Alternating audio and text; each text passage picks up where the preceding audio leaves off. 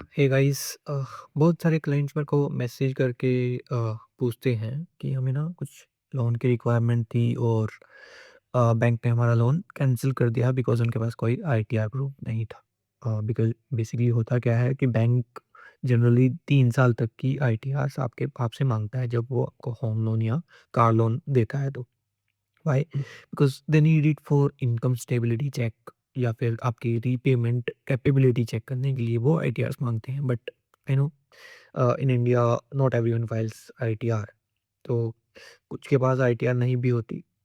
तो जनरली होता क्या है, जनरली लोग सोचते क्या हैं कि अगर आपने डेडलाइन मिस कर दी आईटीआर की, तो आप आईटीआर फाइल नहीं कर सकते।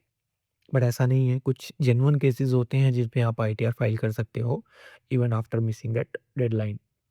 तो विल डिस्कस कि आप कैसे उन लास्ट 3 साल के रिटर्न्स को आप फाइल कर सकते हैं बाय स्टेप हम उसको समझेंगे। एंड किस केस में आप आईटीआर फाइल कर सकते हो और किस केस में वो आप आईटीआर फाइल नहीं कर सकते।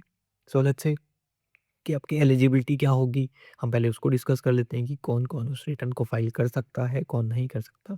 फर्स्टली जो आईटीआर होगी वो आईटीआर यू होगी, बेसिकली अपडेटेड आईटीआर जिसको हम बोलते हैं अंडर सेक्शन 139(8)(a). ये आईटीआर कब फाइल की जाती है? बेसिकली या तो आपने आईटीआर फाइल करनी मिस कर दी हो किसी ईयर की, लेट्स से कि 31 जुलाई आपका नॉर्मल रिटर्न टाइम होता है, डेडलाइन होती है without late fees, and then 31 दिसंबर आपका with late fees return filing का टाइम होता है।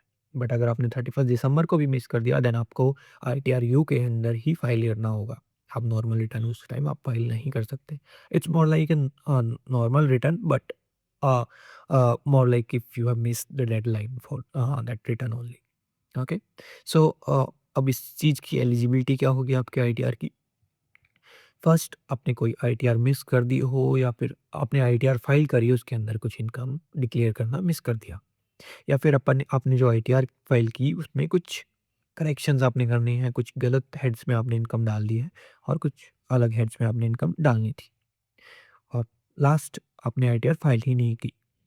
और कब आप आईटीआर फाइल नहीं कर सकते, या जैसे कि आपका कुछ उस ईयर में लॉस हुआ था, आपको वो लॉस कैरी फॉरवर्ड करना है, बेसिकली बिजनेस लॉस आपको कैरी फॉरवर्ड करना है, तो उस केस में आप आईटीआर फाइल नहीं कर सकते, आपके लॉस को कैरी फॉरवर्ड आईटीआर के थ्रू नहीं कर सकते। सेकंड, अब आपका कोई रिफंड आना था, आप रिफंड लेने के लिए पिछला आईटीआर फाइल कर रहे हैं, तो आपको वो रिफंड नहीं मिलेगा। बेसिकली आईटीआर के अंदर आप आईटीआर क्लेम रिफंड क्लेम नहीं कर सकते, या फिर आपके ऊपर कोई सर्च या सीज़ का केस चल रहा है, तो उस टाइम आप आईटीआर फाइल करके ये नहीं बोल सकते कि मैंने आईटीआर फाइल करनी थी। ठीक है? हमने ये देख लिया कि बैंक क्यों आईटीआर माँगता है। हम देखते हैं कि डॉक्यूमेंट क्या-क्या चाहिए आईटीआर फाइल करने के लिए। फर्स्ट मेनली पैन कार्ड, जो आपका पैन कार्ड होता है जिससे आपकी लॉगिन डिटेल्स लिंक्ड होते हैं इनकम टैक्स पोर्टल के। बेसिकली अगर आपके पास लॉगिन डिटेल्स नहीं है तो आप पैन कार्ड के थ्रू लॉगिन डिटेल्स भी बना सकते हैं। Then you need Aadhaar card, bank statement, form 16 and salary slip अगर आप सैलरीड हैं और आपकी कोई सैलरी आती है, आप सैलरी इनकम ही डिक्लेयर करना चाहते हैं, तो यू विल नीड फॉर्म 16 और salary slip to check those incomes. Interest income, अगर आपकी कोई इंटरेस्ट इनकम हुई थी तो वो, अगर आपका कोई कैपिटल गेन हुआ था वो, अगर आपको कोई जीएसटी है तो जीएसटी की डिटेल्स, अगर नहीं है तो नॉर्मल बिज़नेस इनकम की डिटेल्स। जनरली होता क्या है अ, कि लोग जो मेरे पास आते हैं, कुछ क्लाइंट जो आते हैं उनका ना तो कोई इनकम होती है, ना कोई सैलरी स्लिप होता है। Generally they work on a contract basis, ना कुछ का कोई रिकॉर्ड रखते हैं, ना कुछ रखते हैं। तो जनरली उनकी फाइलिंग बिज़नेस इनकम के अंदर आती है, वो भी 44 एडी प्रिज़म्पटिव बेसिस, जहाँ पे आपके कोई रिकॉर्ड नहीं मेंटेन किया होता आपने बिज़नेस का। जो भी आपकी इनकम आती है वो आप ऐसे ही यूटिलाइज़ कर लेते हो, उसका कोई सेपरेट रिकॉर्ड नहीं होता, कोई कॉन्ट्रैक्ट आपने लिया उसका कोई सेपरेट सेपरेट रिकॉर्ड आप नहीं रखते। तो उसको आप 44 एडी के अंदर फाइल करते हो प्रिज़म्पटिव बेसिस पे कि अपना हमारा साल का एक्सपेक्टेड टर्नओवर इतना हुआ था और एक्सपेक्टेड प्रॉफिट इतना है। तो वो हम 44 एडी में आप फाइल करते हो। तो अब देख लेते हैं कि फाइलिंग कैसे होती है। हम 1 ईयर का चेक करेंगे, सेम ही लास्ट 3 इयर्स का फाइलिंग होगा। सो फर्स्टली आपको क्या करना है, फर्स्टली आपको जाना है ब्राउज़र पे, एंड अब उसके बाद आपको जाना है इनकम टैक्स पोर्टल पे व्हिच इज़ incometax.gov.in। यहाँ पे आप जैसे ही आओगे, आपको पहले आना है डाउनलोड सेक्शंस के अंदर, ठीक है? डाउनलोड सेक्शन के अंदर आप आके आप चेक करोगे कौन से असेसमेंट ईयर को आपको फाइल करना है। बेसिकली करंट जो असेसमेंट ईयर चल रहा है वो है 25-26, उससे पिछला जो था वो था 24-25, उससे पहले ही होता 23-24। अब असेसमेंट ईयर क्या है? इस assessment year basically let's say कि 25-26 जो असेसमेंट ईयर है वो उससे पिछले साल का असेसमेंट ईयर माना जाए। बेसिकली आपका जो लास्ट ईयर था 24-25 वो आपका फाइनेंशियल ईयर है और उस फाइनेंशियल ईयर रिटर्न फाइल होती है असेसमेंट ईयर में।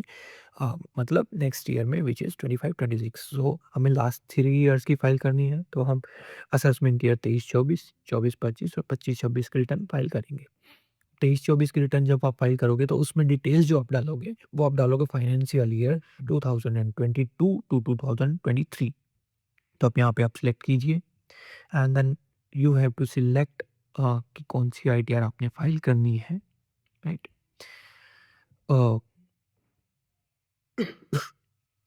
अब यहाँ पे आप देखोगे ऑप्शन यहाँ पे for filing updated return under section 139A please download Excel utility for respective ITR. कि आपके ऊपर जो आईटीआर एप्लीकेबल होती है आप उसी की एक्सेल यूटिलिटी डाउनलोड कीजिए। आप कॉमन यूटिलिटी से वो फाइल नहीं कर पाओगे। सो नाउ अगर आपने बिजनेस इनकम शो करनी है, आपने कॉन्ट्रैक्ट में ऐसा दिखा के शो करनी है तो हम आईटीआर 4 में जाएंगे जो कि 44 AD के अंदर आप फाइल करते हो। ठीक है, आईटीआर 4 के अंदर आप एक्सेल यूटिलिटी डाउनलोड कर लोगे। यहाँ से एक्सेल यूटिलिटी डाउनलोड करने के बाद आपके पास डाउनलोड फ़ोल्डर में आ जाएगा। मैंने ऑलरेडी डाउनलोड कर लिया और ओपन कर लिया, तो I will just open it. Okay, here it is. यहाँ पे इनेबल और डिसेबल मैक्रोज़ का ऑप्शन ही पूछेगा, आप इनेबल कीजिए उसको। Okay, now these are the details that you need to fill इन।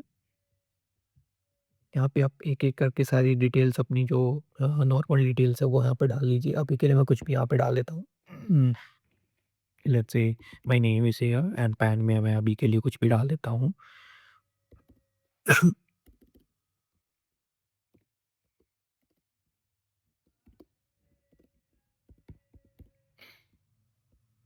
ठीक है, और यहाँ पे भी मैं कुछ भी डाल देता हूँ अभी के लिए। Yes, I am not filing a return here individual. ये हमें भी सेम मतलब थी, नीड अबाउट एनीथिंग। यहाँ पे भी डाल दीजिए कुछ भी। ओके, ओके, कोड नहीं कुछ भी।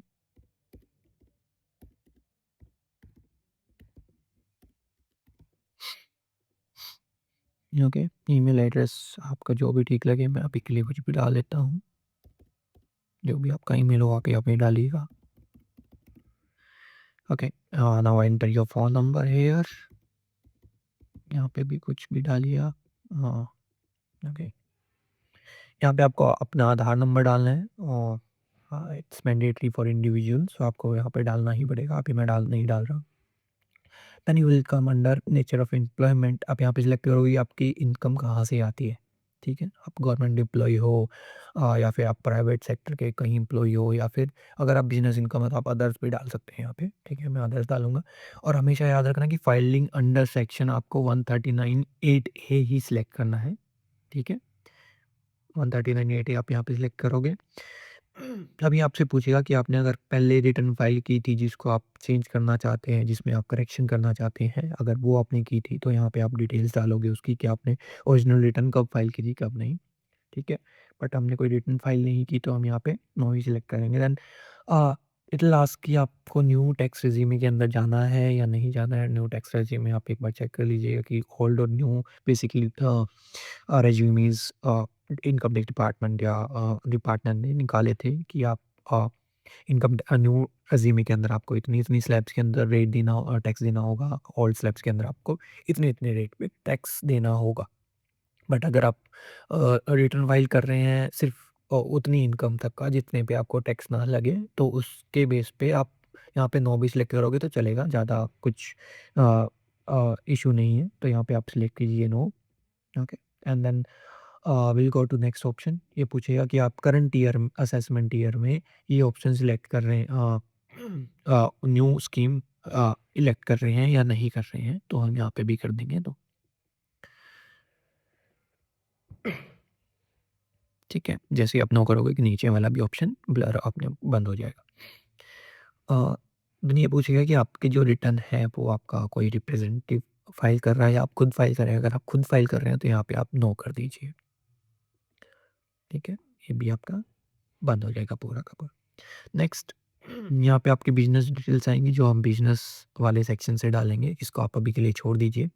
अगर आपको अपनी हाउस प्रॉपर्टी से कोई स कुछ इनकम दिखानी है तो आप इसमें वो शो कर सकते हैं, ठीक है?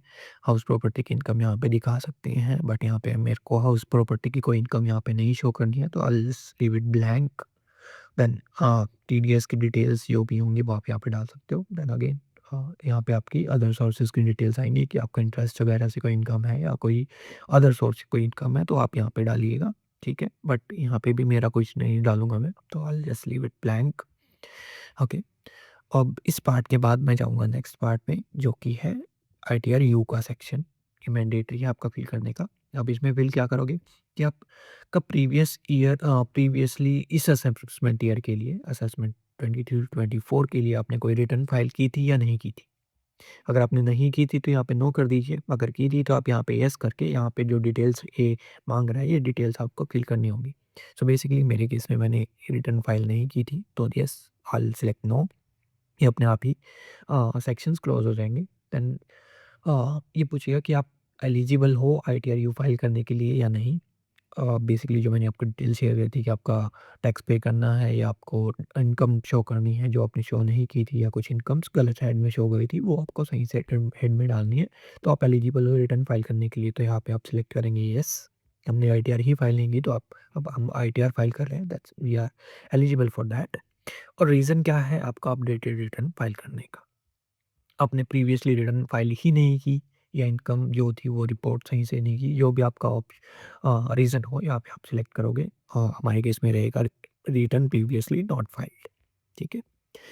देन आप जब आईटीआर फाइल कर रहे हो, किस ड्यूरेशन में कर रहे हो बेसिकली जब आप असेसमेंट ईयर 23-24 आपका कब खत्म हुआ था? 31 मार्च 2024 को आपका असेसमेंट ईयर 23-24 खत्म हुआ था। अब वहाँ से लेके आज तक आपको कितने मंथ हो चुके हैं जब आप रिटर्न फाइल कर रहे हो? तो हमारे केस में अगर हम नवंबर 2025 में रिटर्न फाइल कर रहे हैं तो यहाँ 31st मार्च 2024 से लेके आज तक की डेट में हमारे कुछ 20 मंथ्स बनते हैं, तो हम यहाँ पे सिलेक्ट करेंगे कौन से ऑप्शन में हम आते हैं। Firstly within 12 month, second 12 month, 24 months. So हम सेकंड वाले ऑप्शन में यहाँ पे आ रहे हैं, तो हम सेकंड वाला ऑप्शन यहाँ पे सिलेक्ट करते हैं, ठीक है। ये करने के बाद आपने करना है वैलिडेट। ये शो करेगा अगर कुछ एरर होगा, कुछ डिटेल्स रह गई होंगी तो ये विल शो कि ये डिटेल्स आपको फिल करनी है। अगर सब कुछ डिटेल्स आपने डाल दी तो यहाँ पे ये शो करेगा कि आपकी जो फाइल है वो ओके है। Then you can click on okay and then go to next part which is business details. अब यहाँ पे क्या होता है, जो जनरली लोग डलवाते हैं कि कॉन्ट्रैक्ट था, कॉन्ट्रैक्टर हैं इनकम की डिटेल्स नहीं रखी, बस ऐसे ही फाइल करनी है रिटर्न, तो यहाँ पे उनकी डिटेल्स जाती है। फर्स्टली आप बिज़नेस का नाम डाल दो, जो भी आपके बिज़नेस का नाम हो, यहाँ पे हम डाल देंगे एबीसी। बिज़नेस कोड आप सिलेक्ट कर दीजिए। Currently I am not sure कि क्या है डिटेल्स, तो I will just enter other service except. Description mandatory नहीं है, आपको डालना है तो डालिए, ठीक है। अब आपका आता है कि आपकी जो रिसीट हुई है बिज़नेस से, ये आपकी इनकम नहीं है। बेसिकली कितनी रिसीप्ट आपको हुई है बिज़नेस से, आप उस रिसीप्ट में से आपने कुछ एक्सपेंस भी किए होंगे, आपने सैलरीज़ वगैरह भी पे की होंगी। वो टोटल ही आपको यहाँ पे डालना है कि आपकी सेल्स कितनी थी या कि टोटल रिसिप्ट कितनी थी उस बिज़नेस से। तो इसमें भी 2 ऑप्शन है। फर्स्टली अगर आपका सारा का सारा पैसा ही बैंक अकाउंट के थ्रू या फिर चेक्स के थ्रू या यूपीआई के थ्रू आता है, तो आपको फर्स्ट ऑप्शन में वो डिटेल डालनी है। अदरवाइज़ अगर आपका कैश में या किसी और मोड में पैसे आते हैं, तो आपको एनी अदर मोड में डालना है। मैं नहीं कि अदर मोड में डालूँगा। अब लेट्स से उन्होंने रिकॉर्ड नहीं मेंटेन किए, उनका एस्टिमेट था कि 12 से 15 लाख के बीच में हमारी कुछ अ, रिसीट हुई थी, तो हम यहाँ पे लेट्स से 14 लाख के आस-पास कुछ डाल देते हैं, इतनी हमें रिसीट हुई। अब क्या होता है कि अगर आपने फर्स्ट ऑप्शन में सिलेक्ट किया था कि बैंक के थ्रू या चेक के थ्रू ये हमारी पेमेंट होती है, तो हम 6% मिनिमम 6% आपको इनकम दिखानी होती है उसकी, और अगर आपकी एनी अदर मोड होता है, मिनिमम 8% आपका इनकम आप पे शो करनी होती है। तो हमने एनी अदर मोड में डाला, मिनिमम 8% है, मैक्सिमम की कोई लिमिट नहीं है, 5 लाख तक का आपका कोई टैक्स नहीं है, तो इसकी इनकम हम 5 लाख तक कुछ भी शो कर सकते हैं। लेट्स से हमने शो कर दिया दिस, ठीक है? इतनी इनकम आपकी इतनी रिसीट थी, उसमें से इतनी आपकी इनकम है, बाकी सब आपका एक्सपेंस था या जो भी था, ठीक है? नाउ इट विल आस्क कि आपका जो प्रिज़म्पटिव बेसिस है, ठीक है? अगर आपकी जो रिटर्न आपने फ़ाइल करी, जो भी आपने डिटेल्स यहाँ पे डाली, अगर आपने इससे कम आपकी डिटेल डाली है कि 6% मिनिमम होना चाहिए था, लेकिन आपने बोला कि मेरी 6% भी नहीं हुई है, उससे भी कम इनकम हुई है, या फिर 8% भी नहीं हुआ, 8% से भी कम इनकम हुई है, तो आपको टैक्स ऑडिट एप्लीकेबल हो जाएगा। हाँ, व्हिच इज़ कि आपको किसी सीए से अ टैक्स ऑडिट करवाना पड़ेगा, then they will file tax audit report, उसके बाद आप रिटर्न फाइल करोगे। तो वो अगर आप ऐसा करते हो तो यहाँ पे आपको ये डिटेल्स फाइल करनी होती है, बट हमारे केस में है नहीं, क्योंकि हमने 8% से ऊपर ही सिलेक्ट किया है, अराउंड यू कैन से 35-40% के हमने आस-पास हमने इनकम यहाँ पे शो करी है। तो यहाँ पे ये चीज़ें हमें एप्लीकेबल नहीं होंगी, ठीक है? यहाँ पे आता है प्रोफ़ेशन वालों के लिए कि ये बिज़नेस नहीं प्रोफ़ेशन करते हैं, जैसे सीएज़ हो गए, डॉक्टर्स हो गए, इनके लिए मैंडेटरी होता है प्रोफ़ेशन में फ़ाइल करना, उनके लिए 50% ग्रॉस रिसीट का माना जाता है अ अ इनकम आपका, ठीक है? बाकी डिटेल्स आपके अगर आपका गुड्स कैरिज का बिज़नेस है, जैसे ट्रकिंग वगैरह का होता है, उनके लिए अलग डिटेल्स होती है, मैट्रिक टन पे डिसाइड करता है कि कितनी उनकी इनकम होती है। ये डिटेल्स हमारे में एप्लीकेबल नहीं है। अगर आपके जीएसटी नंबर है, वो सब है, तो यहाँ पे आप डालिए, अदरवाइज़ नहीं है तो उसको आप रहने दीजिए। Then this section is mandatory, इसमें से भी E15 sundry creditors, E19 inventories, E20 sundry debtors and E22 cash in hand, ये मैंडेटरी होते हैं, बाकी आपकी मर्ज़ी पे डिपेंड करता है।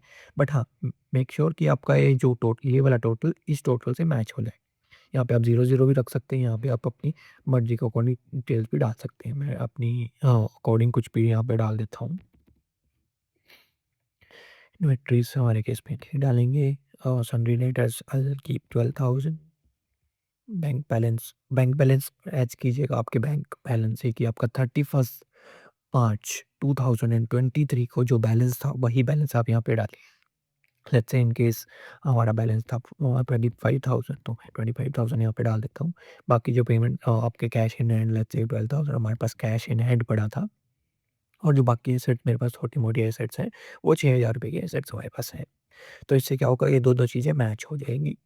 मैच होने के बाद आप जाओगे ऊपर, इसको करोगे वैलिडेट।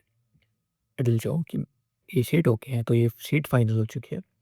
अब आप जाओगे टीडीएस डिटेल में, अगर आपको कोई टीडीएस डिडक्ट हुआ है, किसी ने टीडीएस डिडक्ट किया है, तो आपको यहाँ पे वो डिटेल्स डालनी है। करंट केस में ये चीज़ें एप्लीकेबल नहीं है, तो हम यहाँ पे कुछ नहीं डालेंगे। देन टीसीएस भी सेम, अगर किसी ने टीसीएस डिडक्ट किया है आपका, तो यहाँ पे भी टीसीएस की डिटेल आएँगी, वो भी हमारे केस में नहीं है। तो हम देन जाएँगे इनकम टैक्स में। इनकम टैक्स में क्या होता है कि उस ईयर में आपने कोई सेल्फ असेसमेंट टैक्स पे किया था या कोई एडवांस टैक्स पे किया था, तो वो डिटेल्स आप यहाँ पे डालोगे। अदरवाइज़ नहीं है, तो यहाँ पे आप नहीं डालोगे। देन आओगे पार्ट बी एटीआई, यहाँ पे आप देखोगे आपने जो बिजनेस इनकम डाली थी उसको और ऑटोमेटिकली इसने पिक कर लिया है, ठीक है। अब इस सेक्शन के अंदर आपको डालना होगा कि बेसिकली जब हम आईटीआर यू फाइल करते हैं, तो हमें 1,000 का लेट फीस लगता ही लगता है। बेसिकली 1000 रुपीज़ हमें पे करने ही पड़ेंगे, चाहे हम 5 लाख से नीचे रिटर्न डाल रहे हैं, या 2,50,000 से नीचे अगर रिटर्न डाल रहे हैं, तो भी हमें 1000 लगेंगे ही लगेंगे आईटीआर यू फाइल करने के। ठीक है। तो आईडीआरयू में जो आप पेमेंट 1000 की पेमेंट करोगे, वो आप इस सेक्शन में आप डालोगे। बेसिकली बीएसआर कोड जो आप पेमेंट करोगे, उसमें बीएसआर कोड आपको मिलेगा, डिपॉज़िट मिलेगा, सीरियल नंबर ऑफ चालान मिलेगा, और अमाउंट कितनी में भी की है वो मिलेगा। ये मैं आपको बता दूँगा कि कैसे ही जनरेट होता है, कहाँ से पेमेंट होती है। अभी के लिए मैं कुछ भी डाल देता हूँ। बीएसआर को बेसिकली 7 डिजिट का एक कोड होता है। देन किस डेट को आपने पेमेंट किया, लेट्स से मैं आज की डेट डाल देता हूँ। ठीक है। चालान नंबर हमेशा 5 डिजिट का होता है, तो I will just enter 5000 and 1000 की पेमेंट होगी, तो 1000, ठीक है। आपका 1000 यहाँ पे आ गया। ये सेक्शन भी आपका कंप्लीट हो जाएगा, बस उसके लिए आपको चाहिए नेट अमाउंट पेएबल, जो कि 1000 होती है, ये ऑटोमेटिकली ये चेक करेगा। उसके लिए अब क्या करेंगे, हम नेक्स्ट शीट पे आएँगे, यहाँ पे हम डिटेल्स एंटर करेंगे जो हमें बाकी डिटेल्स रहती हैं। यहाँ पे आप बेसिकली आपका बैंक अकाउंट की डिटेल्स डालोगे, B22 सेक्शन के अंदर आप यहाँ पे डालोगे अपने बैंक अकाउंट की डिटेल्स। अभी के लिए मैं कुछ भी डाल रहा हूँ, FDRL 000 डबल फिर डबल, ओके। यहाँ पे मैं अभी के लिए कोई भी अकाउंट नंबर कुछ भी डाल देता हूँ, ठीक है। And then you have to select this option. Select bank account of refund credit. Basically refund आता नहीं है इस ऑप्शन में, बट डिटेल्स मैंडेटरी हैं तो आपको डालनी पड़ेगी। Then you have to enter your details here. कुछ भी आप डालिए, कैपेसिटी यहाँ पे सेल्फ रखिएगा एंड देन प्लेस यहाँ पे आप डाल दीजिए कुछ भी, ठीक है। अब ये सीट भी आप देखोगे तो ये अभी वैलिडेट करोगे तो ये भी आपकी फुल हो चुकी है, ओके। अब रहता क्या है, 80D में हम जाओगे, बेसिकली आप कोई रिडक्शंस क्लेम कर रहे हैं, आपका कोई इंश्योरेंस वगैरह है या फिर हेल्थ इंश्योरेंस आपकी फैमिली का है तो वो आपको क्लेम करना तो वो करिएगा, अदरवाइज नहीं है तो नो। जनरली यहाँ पे हम नो ही सिलेक्ट करते हैं जिनके लिए ITD होती है, तो यहाँ पे अपने नो सेलेक्ट कीजिए। ये भी आपकी सीट कंप्लीट हो। 80G मैंडेटरी नहीं है, आप इसको छोड़ दीजिए सीट को। अब आओगे फर्स्ट पेज पे आने के बाद आप सिलेक्ट करोगे कैलकुलेट टैक्स पे, ठीक है। जब आप कैलकुलेट टैक्स क्लिक करोगे तो आपकी डिटेल्स बेसिकली फुल हो चुकी है। मैंने मैकबुक में ये शीट ओपन की हुई है। ये मैकबुक में प्रॉपर्ली काम नहीं करती है, ठीक है। तो इस वजह से ये टैक्स कैलकुलेट नहीं कर पा रही। अदरवाइज़ अगर मैं कैलकुलेट टैक्स पे क्लिक करता हूँ किसी विंडोज़ सॉफ्टवेयर के अंदर तो ये प्रॉपर कैलकुलेट टैक्स कर देती है और लास्ट में जब मैं यहाँ पे आऊँगा तो यहाँ पे अमाउंट पेबल 1000 यहाँ पे आ जाएगा, ठीक है। और जैसे ही यहाँ पे 1000 यहाँ पे आपका शो हो जाता है, जैसे आपने चालान डिटेल्स वगैरह एंटर कर दी है, तो इस शीट को आप दोबारा से वैलिडेट करोगे, ठीक है। अब ये शो कर रहा है कि आपके नेट अमाउंट पेबल 0 है, जो कि इसने कैलकुलेट अब तक नहीं की है। हाँ, विंडोज़ में होता तो कैलकुलेट हो जाती।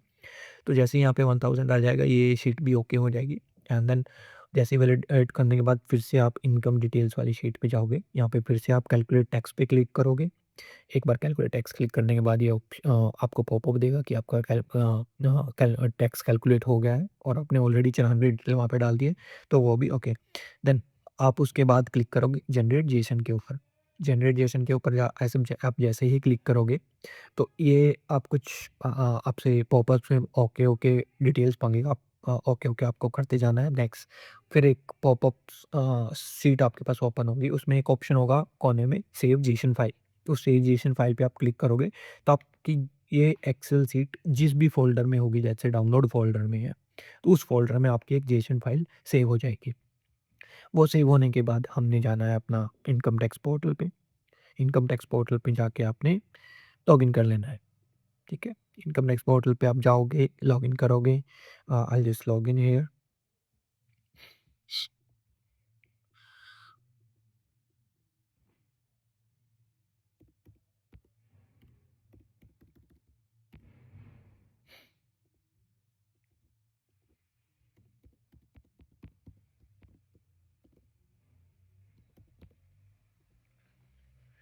यहाँ पे लॉगिन करने के बाद अब पहले हम समझ लेते हैं कि चालान की पेमेंट कैसे करते हैं हम। हम पहले जाएँगे ई फाइल के अंदर ई पे टैक्स पे क्लिक करने के बाद आप यहाँ पे सिलेक्ट करोगे न्यू पेमेंट। न्यू पेमेंट के अंदर आप सिलेक्ट करोगे इनकम टैक्स। इनकम टैक्स में प्रोसीड करने के बाद आप सिलेक्ट करोगे कौन से असेसमेंट ईयर के लिए आप पेमेंट करना चाह रहे हो।